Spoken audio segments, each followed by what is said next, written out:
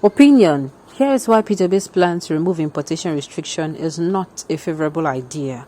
Welcome to the news, and please subscribe to our channel to get notified when we post hot juicy news updates. Please click on the notification bell. The Labour Party's presidential candidate Obi has promised to remove import restrictions, which to many sounds like a good idea to solve Nigeria's current economic challenges. In this post, I'll educate you a bit on the disadvantages of this planned action of Mr. Peter Obi. First and foremost, importation is not cheap, it is very expensive, and we pay for it with a hard-earned forex. Currently, our major export on forex is crude oil. Sadly, we barely produce about 1 million barrels daily, and this is not enough to meet our importation bills. As a result, we must produce some of the things we need locally in order to conserve forex for something more productive. Using the available forex to import items like rice, chicken, turkey, vegetable oil, canned drinks, bagged cement, plastics, footwear, etc. is wasteful spending that will add nothing to the economy because we can produce all these things locally. It will lead to dumping and massive job loss. The policy, if we implemented it, will erode the huge gains we've made in rice production, cement production, fruit juice production, poultry farming, etc. We will only succeed in importing unemployment and high inflation rates. And yes, these items will not be any cheaper because of the high taxes that will be imposed on them. Again, the effect on the naira will be catastrophic. With current restrictions, CBN is struggling to defend the naira. As of today, $1 now exchanged for about 700 naira. With unrestricted importation of everything, we might start exchanging $1 to about 5,000 naira in less than a year of the implementation of the policy. What we do need is to revive the economy, is to do everything possible to stop the importation of refined fuel. Get Dangote refinery to start producing and reviving our refinery and get them working at full capacity. In addition, encourage more modular refineries to come on board. To this, we must stop importing refined petroleum products as a first step to reviving the economy. Once we achieve self-sufficiency in petroleum products refining, we can channel our forex savings to build the much-needed infrastructures. Power roads, rails, bridges, dams, etc. Without those critical infrastructures, we cannot develop our local manufacturing sectors, and without local manufacturing, we won't get out of the current economic crisis. What do you think about it? Well, let me say this. It is true.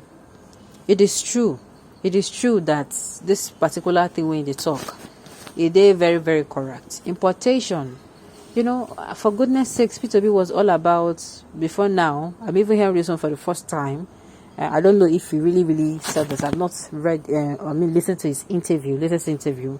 But the thing is, he has been all about exporting. Importing would definitely, we import down to toothpick now.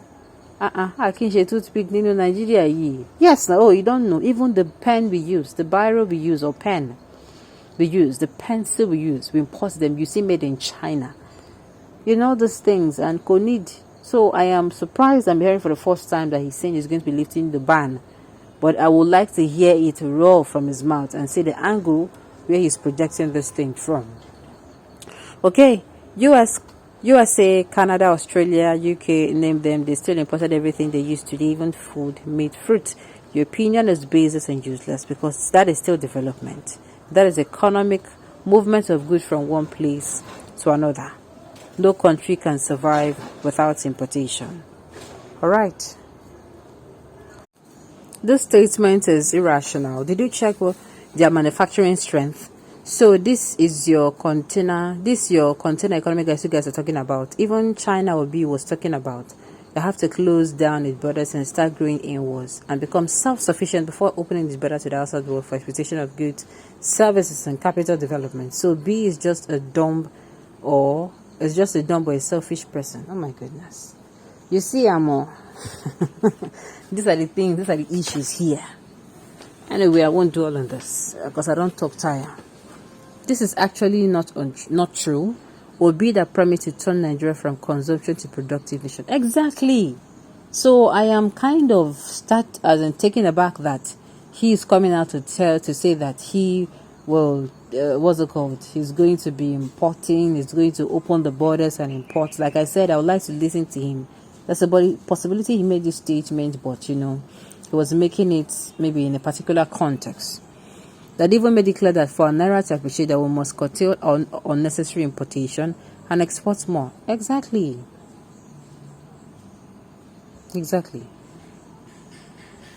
Okay. I never read this post finish, but why is crude oil production low?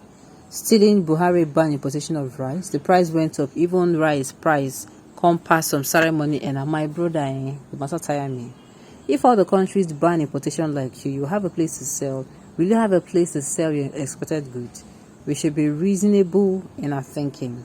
That they talked about importation doesn't mean we should be importing everything, including toothpick. There are some vital things we should be able to import to balance our export.